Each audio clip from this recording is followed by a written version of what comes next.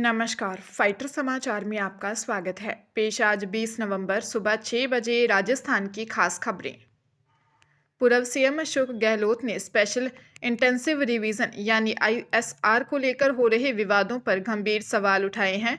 गहलोत ने कहा, पूरे देश में एसआईआर को लेकर विवाद हो रहे हैं। यह स्थिति क्यों बनी? यह स्थिति चुनाव आयोग की बेवकूफ़ी की वजह से बनी, इसमें कहने में संदेह नहीं होना चाहिए।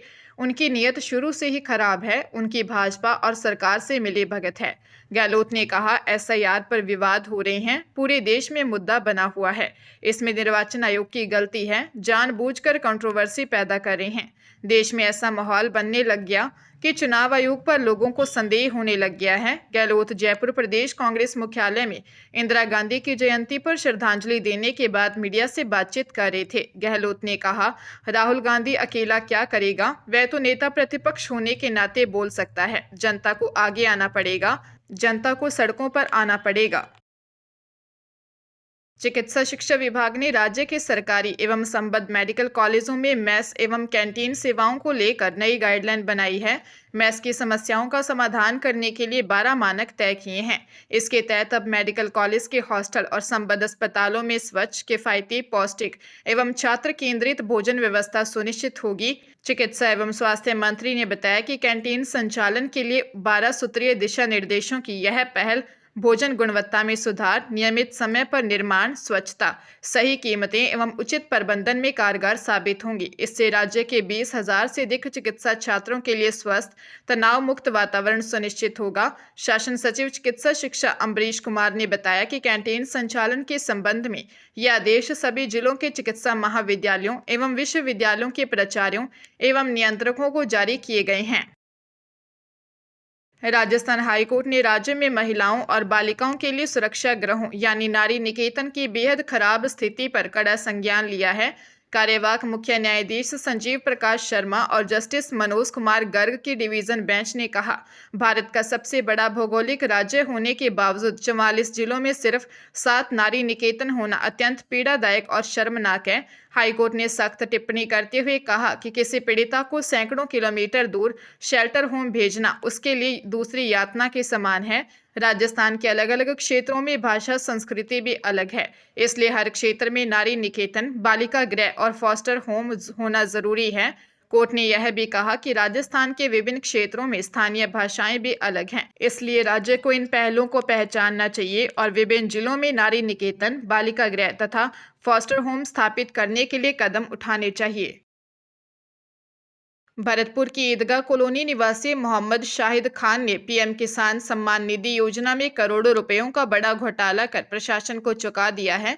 जांच में सामने आया कि शाहिद ने state nodal officer Mohammad Laeeq Khan से मिली भगत कर करीब 365 इनएक्टिव फर्जी आईडी तरीके से एक्टिव करवा दी। इन आईडी के जरिए अपात्र लाभार्थियों ने वर्ष 2021 से अब तक लगभग 1,05,00,000 रुपये निकाल लिए।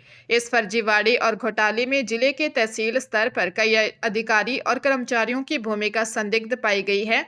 साइबर पुलिस मामले की गहनता से जांच कर रही है। दरअसल 22 अक्टूबर को झालावाड़ में 70 पुलिस टीमों ने 30 ठिकानों पर रेड कर 30 अपराधी पकड़े। पंजाब से फर्जी वेबसाइट डेवलपर संदीप शर्मा और state nodal office operator Mohammad Laeeq गिरफ्तार हुए। इनसे पूछताछ में भरतपुर निवासी शाहिद खान की भूमिका उजागर हुई थी।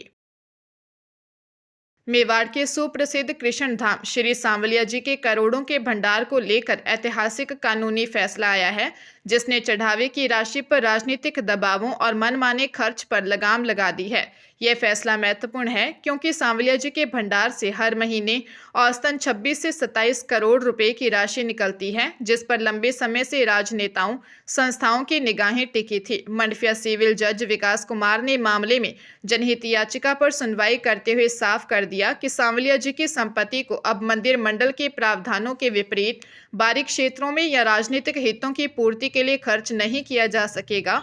कोर्ट ने चेतावनी दी कि यदि मंदिर भंडार मंदिर की संपत्ति का दुरुपयोग करता है तो यह आपराधिक न्याय भंग करने के अपराध का गठन करेगा और संबंधित अधिकारी व्यक्तिगत रूप से जिम्मेदार होंगे। अलवर के अरावली विहार थाना क्षेत्र में मॉर्निंग वॉक पर गए सरिस्का में कार्यरत वनपाल जोगेंद्र सिंह चौहान की आंखों के सामने मौत आ खड़ी हुई, जिसे देख उन्होंने बेटे को धक्का देकर बचाया, लेकिन खुद को तेज रफ्तार कार से न बचा सके। बेटे की आंखों के सामने पिता ने दम तोड़ दिया।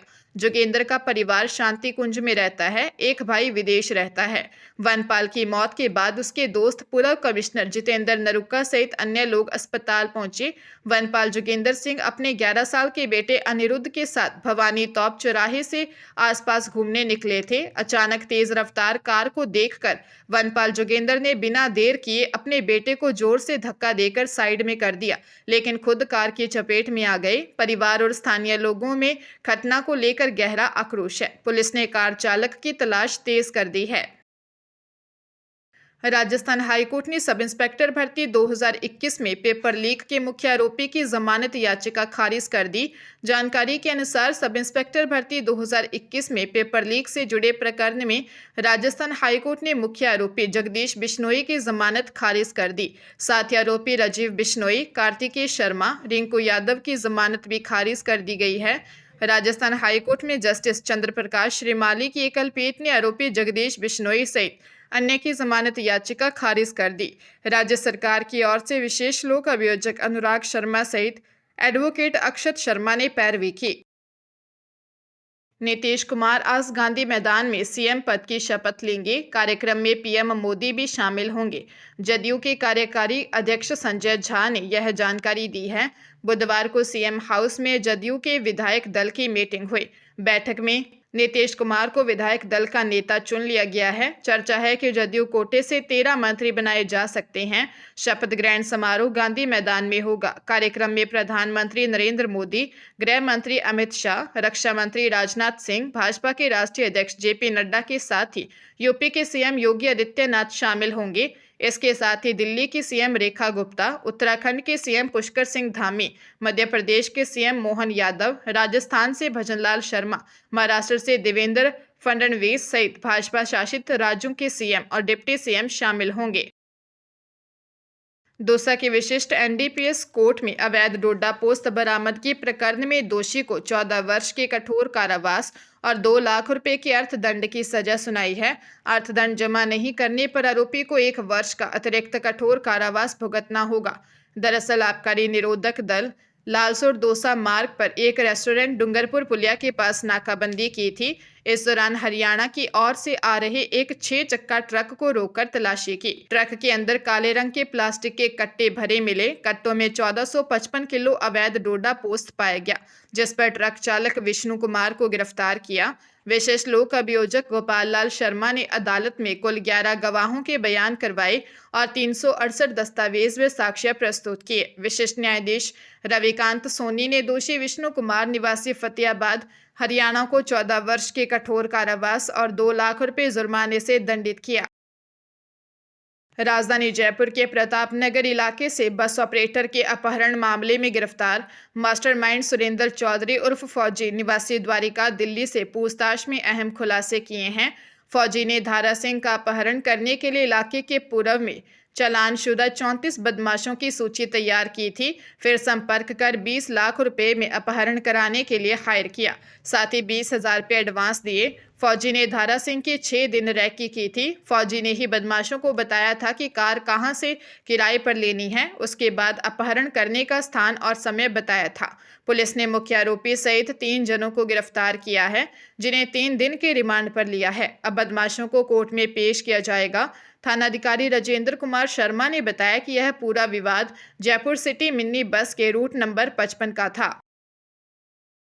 9 जिला फास्ट ट्रैक स्पेशल कोर्ट ने नाबालिग बच्चे के साथ कुकर्म करने के मामले में आरोपी यूनुस उर्फ नेता निवासी गांव डिंगर हेड़ी तावड़ू को दोषी करार देते हुए 20 वर्ष के कठोर कारावास और कुल 53,000 रुपये जुर्माने की सजा सुनाई है। जानकारी के अनुसार घटना 13 फरवरी 2023 की है। गांव डिंगर हेड़ी में 11 वर्षीय मासूम बच्चे को आरोपी यूनुस उर्फ नेता 50 रुपये का लालच देकर सरसों के खेत में ले गया, जहां उसने बच्चे के साथ अश्लील हरकतें की और कुकर्म की वारदात को अंजाम दिया। इसके साथ ही किसी को बताने पर जान से मारने की धमकी दी। डरे सहमे बच्चे ने घर पहुंचकर परिजनों को पूरी घटना बताई। परिजनों की शिकायत पर सदर तावड़ू पुलिस ने जरूरी वैज्ञानिक एवं अन्य साक्ष्य एकत्रित कर लिए थे।